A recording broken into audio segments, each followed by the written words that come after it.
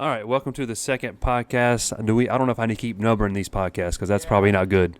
So welcome to another podcast of blah blah blah name. Yeah. We We're are struggling. still working on the name, but we're struggling. I think a play on in between two ferns is gonna help us. Like I was talking in my office, let us have about 4 or 5 podcasts go by, something will stick. and each time we do another one, like this second podcast, we thought about where the fern.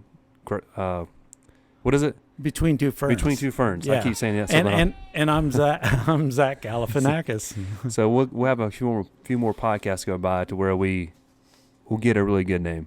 Yeah. So, but another addition to our Studio B podcast room, aka Texsource classroom, aka Texsource sponsor, aka Mike's office, aka my second office where I use a bathroom. Yes. Aka Alan's shower. Alan's his apartment. This place has a lot of AKAs. I don't want to pick on the engineer here, but yeah, it's he's got a towel in there when he showers. Which We got this room has many hats, but today we're talking about discharge printing, and there's in my opinion 2 types of discharge printing. But if you want to explain what actual discharging, the science or whatever it means to you, but in my opinion, you got 2 types of discharge printing. Yeah, and are you alluding to the hybrid style discharge in the end? Yeah, I'm going for the water-based discharge or the Plaster Charge. That's the 2 that I Yeah, absolutely. reference. And you, I've never experienced the Plaster Charge, but essentially, discharge. What it's doing, it's the chemistry is removing the dye of the shirt. A lot of people think like, oh, it's bleaching the shirt, but and then you're just leaving the ink behind. So in a water-based scenario, once you discharge a shirt, if the whole design is discharged, you wash it, you don't feel it, and that's a great. It's a great product if you can pull it off. But so many people fear the discharge. It's great. They shouldn't. It's a fun tool to have. Not only a great tool, but it's fun. It's a good little product to have, especially in a Plaster Charge. But like you said, people are scared of discharge printing. It's easy, And if you get used to the whole thing. yeah, and I think in the end, it's really the preparation and it's your experience with it. If you go into it blindly and you don't have all your ducks in the row, you're going to fail every time. And that's why some people are like, yeah, I got a sample of it and I ruined a bunch of shirts, because it's easy to do, because you really can't see what's going on until the end of the dryer. And if you're printing on auto and you spot a pinhole at the end of the dryer, we've had 20 shirts that are already have that same pinhole. So, And once it's there, it's not coming off. yeah, and This that's is nothing you're going to use. You cannot use a spot gun to spray this off. yeah, because it would be like trying to get bleach out off of your jeans. They're already it's white. You're kind If of people would just think of it as using Clorox like they did back in school or in like home remedies and fun activities. I used to use Clorox back in the day. Heather here in Texsource, she loves bleaching shirts with Clorox. So if people thought of it that way, I feel like they'd be less scared of actually trying to discharge with the actual true products that we sell. Yeah, and once again, I think that's, we have an opportunity here to educate people and guide them on how to be successful trying this. Because if you can do discharge, you have a leg up on people. There's lots of little markets. Breweries are a great one where they love the discharge. It's a sort of a lifestyle shirt, people that are into craft beer. So that's where I found success with selling discharge to a company that they had good printing, and I needed a foot in there, and I'm like, hey, try this, and boom. That's the power. And also the color of beer is the same color of just standard discharge base. So Yeah. that makes it even easier. Yeah, exactly. You just don't want to drink from the wrong cup. But we're here to help you get over this fear of the discharge by pointing you in the right direction as far as the emulsion. In fact, I was using the Saudi PHU2, and that's a product that we sell here, so I'm very familiar with that. Photopolymer, you don't need a diazo, so it's ready to use right out of the bucket. Yep. And it's, like you said, it's a good hybrid emulsion for your discharge and your standard plastisols. Yeah, once we switched to the PH2, then we use that for everything. Now, with that being said, we did take some extra steps. Once we exposed those screens that we're going to discharge with, we would do a post-exposure. So you either throw it back into your exposure unit again after you've rinsed it out and it's dry. Some people even take them out to the sun on a sunny day. And then we have, gosh, and I looked the product up. I've got it on my phone here, but it's the Chroma. Chromaset. Yeah, the Chromaset. Thank you. The Chromaset is another way that you can harden your emulsion. I think that'll work on about any emulsion, and at least to let you experiment and try this process And out. the Chromaset it's a great product. It will set your screens. It'll set that emulsion. It'll harden it. It's a good... Forever. It does. So it's a good piece to have. It could be a little dangerous. So if you want to, even a plastisol, if you want to save that screen for a really long time, if you get that Chromaset, we had Robin and Ronnie in here using it one day, and they were just caking it on. Oh, man. So needless to say, those screens have been here for 5-6 years. Yeah, and you don't have to worry about them accidentally getting reclaimed. No. And the application of this, it's a liquid, and you would glove up and you would The Chromaset.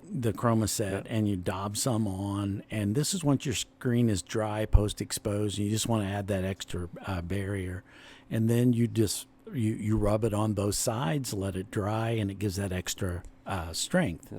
And but like I said, don't be thinking you're going to reclaim this thing easy. No. But if you're running a job, it's worth losing the $30 that you might have in a frame mesh, especially, or if you're in a scenario where you have retentionable screens, or you can just remesh it after you're done. But it's a good second tool to use when hardening screens. Like you mentioned, post-exposing, throw it back in exposure unit, burn it again, throw it out in the sun, which is what we do in our classes here. Every time we teach a class, we have them sit the screens out in the sun. It dries that much quicker. So, for sure. When discharging, always post-exposure your screens, and you're going to be set. I think that's what a lot of people get scared of. They're scared to buy a second emulsion when you don't have to do that. If you just want to try discharge printing, don't worry about buying another emulsion. Just test it out, post-exposure screens like you're saying, and you can at least start the whole discharge process.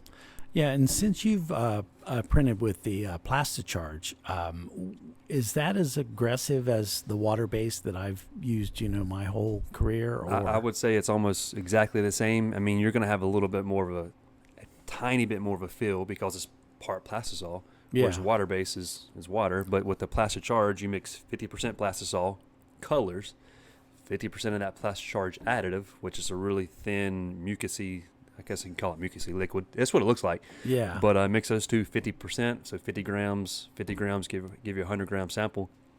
And it acts just like a water-based discharge. It'll give you just a little bit more of a fibrous feel, but once you throw it in the wash machine, it washes right off.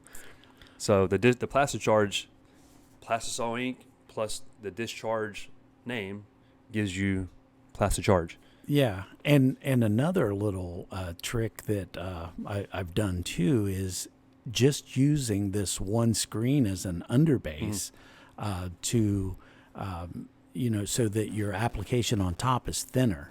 So it's sort of a cheat if you've got designs that are going to be bulletproof because it's a massive design. If you just discharge the underbase and then print soft hand colors on top, then you can get away from the classic, what we would call bulletproof. Another trick of the trade. It's yeah. definitely helpful. Yeah.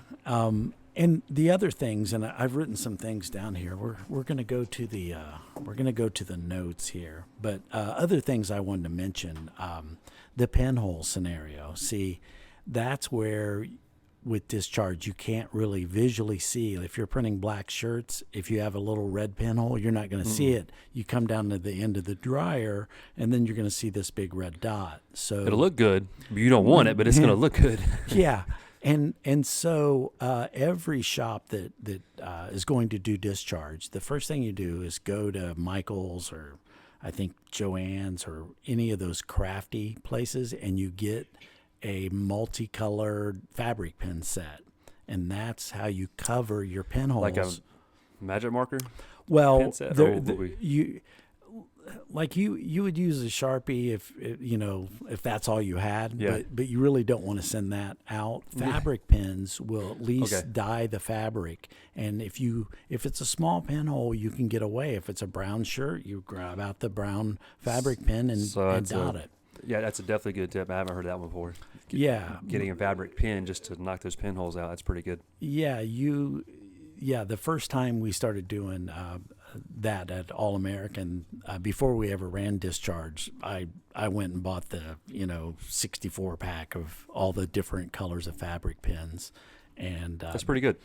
Yeah, and you got to catch that going off the back of the dryer. And some of the other tricks too is normally when you burn out a screen, you have the registration marks, you have all this information, sometimes the company name and all the colors.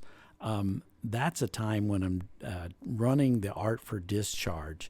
I just put the very basic, maybe not even the color names, because you're going to see art proof. And you just put a couple registration marks, top and bottom, because those are, those are going to burn into your screen, and you're going to have to block those out with like a water-based blocker. If you use tape, then the water of the discharge is going to eat the gum away, and then boom, so another mess. So the less the better. I've been teaching this class for a while, and there's two tips I have not taught in the class: is the fabric markers, and then lessening your registration marks. So we always use the same 3 points top, 3 point bottom on registration marks, but it is good to lessen your registration marks in discharge printing, because it, like you said, it does the water base or the Plaster Charge or the discharge will eat through the tape, not through it, but it'll cause it to eat through the adhesive and go underneath and around the tape. So it's two good tips for it. It's almost like a little blister under there. Yeah. It's kind of funny, but in the end too, just talking registration marks, I often chuckle to myself, and I'm not trying to slide at anybody, but there's some people out there using some big ass registration marks, like some giant suckers. And you really want to go for smaller is better, like just a, half a point stroke and maybe a crosshair or something, but less is better, because when you have a crosshair that, is the size of a 50-cent piece and thick, it's hard to really dial it in, but the thin lines you can really see if you're off, a hair. So, the registration mark thing, I was just laughing the other day about that. I saw one online on TikTok or something. I was just like, is that the design? Is this registration mark? It'll screw you up for sure. You definitely need the smaller registration marks. And good old Dwayne actually taught me something about discharge when he brought a sample from Texsource of a red that you guys had mixed up. It was like a Pantone, like a 186. Very common color that you're going to use all the time. Was it water-based? Yeah. Okay. Yeah, so it was water-based. It hadn't been, it wasn't activated. So for this is a system where you can print this water-based system just as water-based. Yep. And if you want to discharge, you add a powder to it. It's by weight. When you mix it in there, you put the lid on, you let it kind of cook up for 15 minutes or so, and then it's good to go for the screen. So you mix all this up. But the amount, I think, is 4% by weight. 4 to 6%. Yeah, and the trick is in your mind, you're thinking, okay, I'm putting this activator in here. I really want this shirt to discharge. I'm going to throw a little more in there, just to make it. And that does. It mutes the color. So the red, so if you're going for a muted red, like maybe you're doing a vintage shirt and it's 186, but I want to see it like vintagey, then yeah. If you put too much of the powder in there, it's not going to be bright popping red. More is not better. When it's definitely with the discharge agent. Yeah, exactly. but I think there's a tendency to believe that, in your mind when that's what I do when I'm cooking. I always add extra salt, extra pepper. I always add extra stuff in it. But I mean, it's a downfall I have when I'm cooking. But needless to say, it's not going to help you adding more discharge agent to that mixture. Yeah. In the end. Yeah. And so if you guys are going to experiment with this, we want the customers to open up the doors to doing discharge. Yep. So, another trick you can do with discharge that really helps is don't kill yourself on the artwork. I always found myself on the sales and marketing side selling this to customers that were going to do vintage and lifestyle type designs. When you have distressed images, it's very, very forgiving for all screen printing. Ask any screen printer out there, and you all that are listening that are screen printers, when you get a job up and it's a distress job, you're like, okay, I'm getting away with murder on this because, that's just part of the distress. The same is true with discharge. So if you're dipping your toe in the water and you want to do some discharge, go ahead and, throw that, distress TIFF in your art file. And then if you get a pinhole within the design here or there and you're learning this, you're going to get away with it. A little more forgiving. Yeah, the biggest loss I ever had with discharge is this company down in Spartanburg called the Flock Shop. It's a restaurant. They have this big, giant chicken that's almost all solid, and they love discharge. And they're like, "Hey, can you put this, chicken on the front of the shirt?" And I'm like, "Yeah, we can do that." And they wanted it as large as possible. They wanted this thing like 14 inches.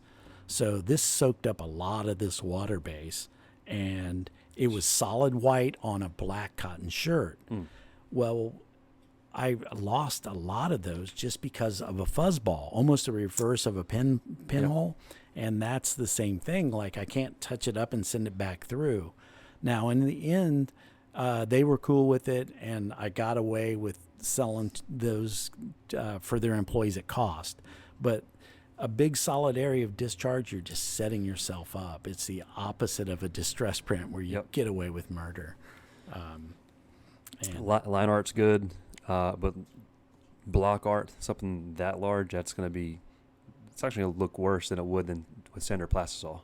Feel worse too. Yeah, and in standard plastisol, that would have been a bulletproof print, anyway. So my thinking was like, yeah, discharges will be great. It'll breathe just like the shirt will. You can't feel it.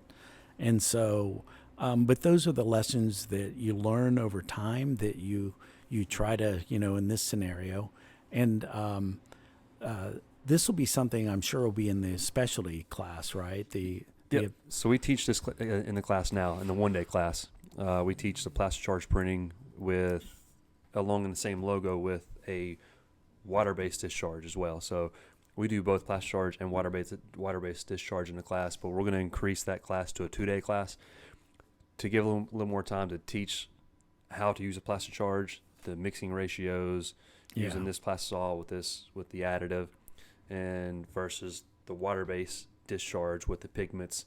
So we're going to make that class a 2-day class, so that class it's our specialty printing class. Yeah. So we do things from foil printing, foil adhesives, heat transfers, puff print, glitter shimmers, glow in the dark prints. We do all kinds of the specialty prints you would do on a shirt. So water-based discharge, plastisol discharge, and just standard water-based printing is in that class.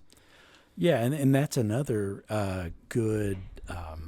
That's another good thing about discharge is you can mix it with a plastisol as well in the same print. If you're going to do like a foil, put the foiled adhesive on top. Yep. and the foil won't stick to. Brings you back to those the discharge Affliction days. Oh yeah, Christian Audige, or those type T-shirts back in the those days. I have a vintage Affliction shirt that was like $90, brand new, tags, everything. I'm saving that bitch. It's worth about $30 now, but I'm hoping it'll go back up. I've got a few of those. I got a few of the Christian. I can't pronounce his Audige. You remember those? I don't. It was a funky ones, and then I also have Smet, S-M-E-T. Those are all in the same realm of Affliction. So these giant distress all over printing. It was foil, distress, water-based prints all over from the front and go all the way around to the side to the back. Yeah, and that's a whole new realm of printing that. And I remember when Affliction came out, it was cool. Everybody loved it, but they were super expensive. And I think that's what kind of killed the brand. Is they still have them now, but you can buy an Affliction shirt for $30 or $40, where they were getting up over $100. And basically, the Affliction style shirts, that color of the distress look or the brown type of look, that was Discharge. That's exactly what we're talking about here. Yeah, that was using like a discharge base with no pigment at all, which kind of gives you that canvasy, off-white, natural cotton bone look. Yeah, and that's something we didn't mention is the garment is also key. I've always said if you're going to have a soft hand application, then you want a soft shirt to go with it. It makes no sense for me to discharge I don't want to throw a brand under the bus, not on this podcast, but I will in the future. But we all know like a cheap cotton shirt, the thick ones that are, the only people that like those are boomers now. Yeah. Because they think that these thin, comfortable shirts that we all wear now are cheap, Yeah. But there's the boomer generation still like, I need a thick, shirt, it's bulletproof. Yep. But anyway, that's, you have to vet your shirts. So there's certain shirts that aren't going to take the heat. For example, a Next Level Tri-Blend that has that. Freaking awful. Yeah. Now, it's a nice shirt, but it just won't discharge, or by the time you heat it up enough, you're going to scorch it. It shrinks, the tag wrinkles up, the whole thing draws in. It's awful. You can't even heat press it. Just that one little part on the heat press of a Tri-Blend. Yeah. Next Level specifically. What was the other brand that got bought? American Apparel. Terrible. Yeah. And you just have to watch your blends. Discharge is supposed to work with just 100% cotton, but the 6210 by Next Level, that was probably the number one shirt that we discharged on. Even though it had a poly content to it, that wasn't the mixture. The brand was the code was 6210, but what was the mixture? It's a 60-40, 60 cotton and a 40 poly. And so you still had, on a lot of the SKUs, you still had some of that color coming through, and that's what you're going for. So on the solids, the Heathers probably gave you difficulty. I like the Heathers. They came out pretty good. Yeah, absolutely. Because and it's the expectations you have to set with the customers. Then that's why we're talking about Discharge, because it goes beyond like getting over the fear, learning how to do it. Is then you want to learn how to sell it. Is because you're not going to hit colors like Pantones, because you have the shirt that could or may not contribute. I know some shirts that are pretty good at not just completely giving you the color you're going for. Because some shirts are re-dyed back in the mill, so if you if you try and discharge a re-dyed shirt, it could be a black shirt or a blue shirt and dye. Yeah, and it's something weird. Yeah, and the re-dyes where they have too many of a color, so they just turn them black, and so then the green comes out within there. And that'll happen with the what I'm going to call the big name brands that are the cheaper shirts, where you don't see that on more of the premium brands. I've never seen a re-dye on a Next Level or a Bella Canvas or something like that. But your 6210, 6040 from Next Level, and the Bella Canvas, the 3001, it's another standard. Those are probably two best selling shirts for screen printing when it comes to like lifestyle type stuff. Side note, I used to buy those all the time, but they would always shrink. So not in the dryer. I'd buy them and I'd print. They wouldn't shrink too bad, but after 4 or 5 washes, next levels, Bella Canvas, the unisex Bella Canvas, they'd always shrink in the dryer. And it's Ryan, I'm just gonna have to call this out on you. You know you're a CrossFit guy. you probably wear a schmedium anyway, as we say. But if you're growing, your shirts aren't shrinking. You're just busting into them. I guess I'll accept that. But I mean, I don't know. But doesn't that community want to wear a size that's a little small for them, so that you can see that hard blood, sweat, and tears in the gym? I guess. Yeah. But I mean, yeah. Yeah. So some guy, it's when you have a shirt that shrinks and the tail comes up, and then it becomes like a belly shirt. And like I said, you may have to buy one that once it shrinks, it's going to come back, because every shirt's going to shrink, between 5 and 10%. Yep. I think that's kind of like a standard expectation. The one that I found that I like now, we're getting off topic from Discharge, but it's the next level, straight 100% cotton. And then the Heathers that you buy from them are 90-10, 90 cotton, 10 Yeah, that's the 3600. So those are the ones that hold up pretty well. Yeah, and those discharge really well too. Now, with that being said, so match your art, match the garment that you've vetted, and then sell it that way to the customer. Say like, hey, this is going to have a lifestyle, look, a faded vintage retro. And you can up the charge on those shirts too. I mean, it's... Oh, absolutely. Absolutely. Literally from a sales perspective, sometimes you walk into a place and you look around and you would love them as a customer, and they have great merch, and all you can say is like, hey, you have great merch. And then you go back and you bring them a Discharge shirt and you give it to them and say, hey, you might like this. And literally that is just such a great way to snake your way into a customer. Yep. And that's why you should try this great process. It seems like most of brand name, people who try to start a brand name, they have simple designs. Yeah. So it's Discharge falls right into that pocket of very nice feel, very nice design. And the craft breweries, especially in this region, that was tons of them. Yeah, that was my favorite customer. So we went after them, and we used Discharge to do it. Tap houses and craft breweries, because those guys are selling shirts, and that's just a great thing. If somebody's selling shirts, they're going to reorder, and you start giving them Discharge, then they're just going to keep coming back, because their customers are going to say, man, this feels great. Everybody loves Discharge. So get in here and let us teach you how to do this. Yeah, so it's just a overview. Discharge, again, you got the Plaster Charge, it's a Plaster Charge system where you mix your Plastisol ink that you currently have in your shop. So instead of going out and buying the water base and the pigments and mixing it yourself, if you're already a Plastisol shop printer, buy the Plaster Charge additive, which is now under Aquarius. It's no longer under Union. Oh, it is. So Aquarius. It's Union.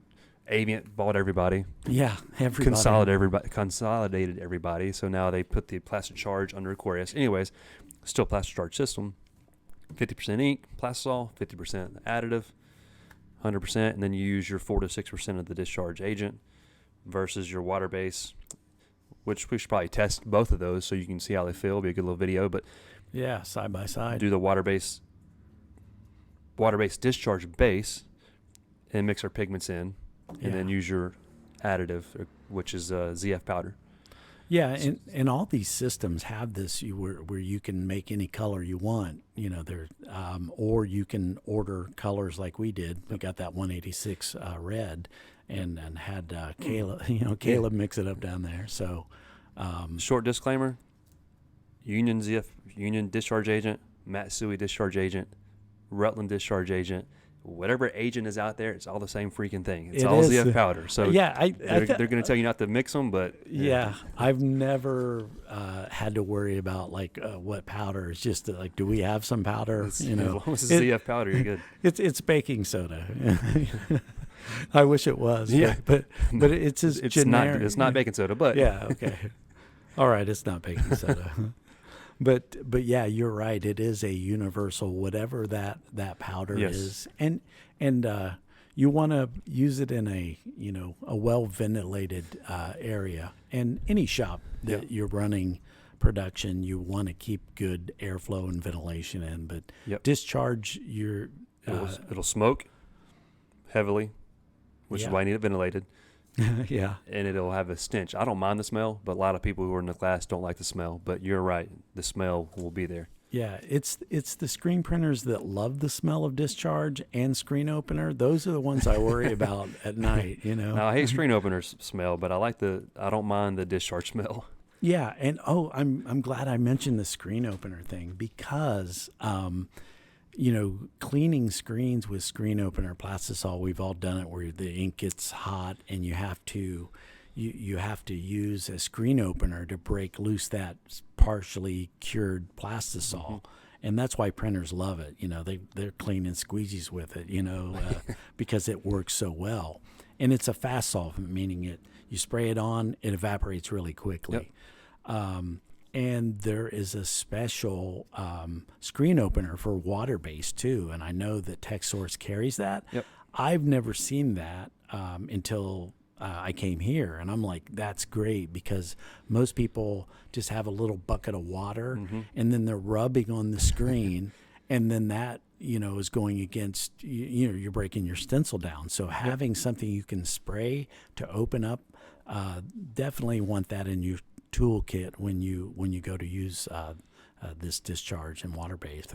I know you're all gonna do and love. Which is why you say, which is why you want to use a water resistant emulsion, because if you have a bucket of water like while you're cleaning your screens, clearly that water is going to break down your emulsion unless you've properly post-expose. So which is why you're recommending which is true, use the water based screen opener. Yeah.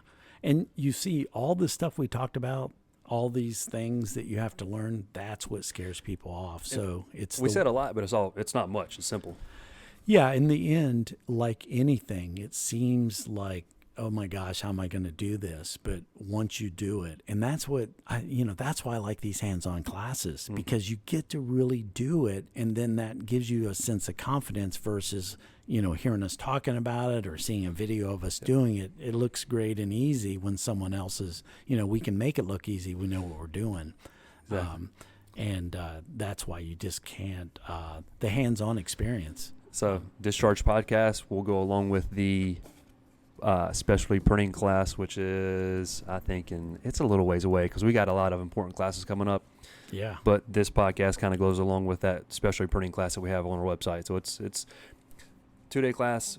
It's full of not just discharge or water based, but it has all kinds of different specialty types of printing. So it's pretty good. Yeah. But yeah, so we still haven't figured out like how do we end these podcasts? Like we can currently end it as we're in my toilet space. Yeah, our engineers needs to it's Robin. So, but yeah, we'll have a name soon. We'll keep pushing these out. Maybe we'll have some plants, some lights going along with this podcast. We threw it together pretty quick. Want to get it rolling, see if the equipment works, and we'll keep moving. Yeah, we want to definitely thank everybody. I'm Ryan, Mike Coey, Screen Printer Mike. Everybody knows. So we'll see you again. Peace, everybody.